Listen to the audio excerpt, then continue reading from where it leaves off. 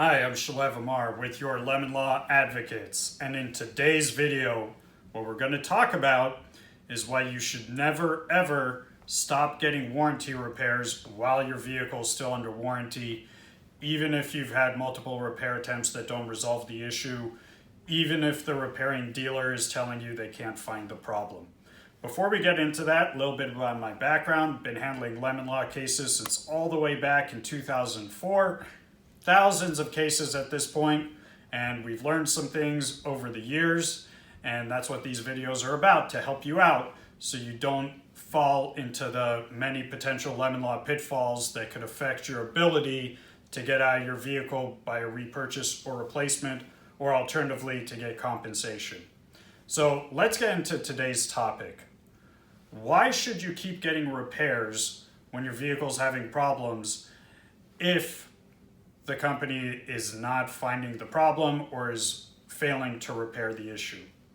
Here's why. The reason is because if you don't do that, then the manufacturer, if you end up bringing a lemon law claim, will have a defense that they would not otherwise have. And that defense is that you are either abusing or misusing your vehicle. Look, I get how inconvenient it is to have to go to the repair shop over and over again, or to be without your car for long periods of time while it's in the repair shop. It's ironic given what I do, but I've had 2 lemon vehicles myself. So I get it.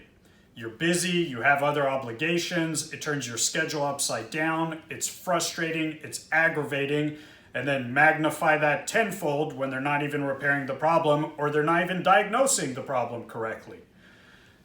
I get all that, but you have to see the forest through the trees. What it is about short-term pain for long-term gain. And so by short-term pain, what I'm talking about is the pain of having to get your vehicle repaired. And like I said, having your schedule messed up, feel like you're wasting your time, versus the long-term gain. And the long-term gain is making it much more likely that you're able to get your vehicle bought back or replaced under the lemon law with all attorney's fees paid under the law, or alternatively, higher compensation. The reason for that is the more repairs that you have to your vehicle, the stronger your case. This is the way you should look at it. Let's say you're playing any card game.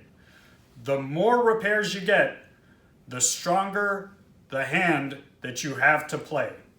And here's the silver lining too. Let's say there's a bunch of times where the repairing dealer didn't confirm the problem. Then they finally do a repair on the 4th or 5th time. Guess what?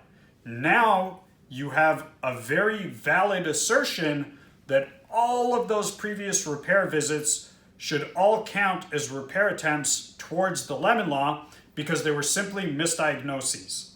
And also, even if repairs are getting done, the more repairs you have, like I said, the stronger the case. The more time in the repair shop, the stronger the case. The harder it is for the car or motorhome or motorcycle company to say, hey, this vehicle's not defective. The more repairs you have, the harder it is for them to say that. And then again, the more likely it is that you get a fair result and you'll ultimately get out of the problem. You'll ultimately be able to banish this lemon vehicle out of your life and not be going through these massive headaches anymore.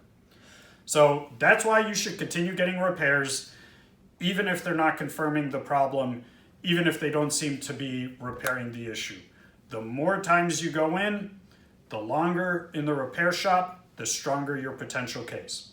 So if you have any other concerns about a defective vehicle or lemon law issues, please check out our website. That's ArizonaLemonLawAdvocates.com, or feel free to call us locally at 480-237-2744.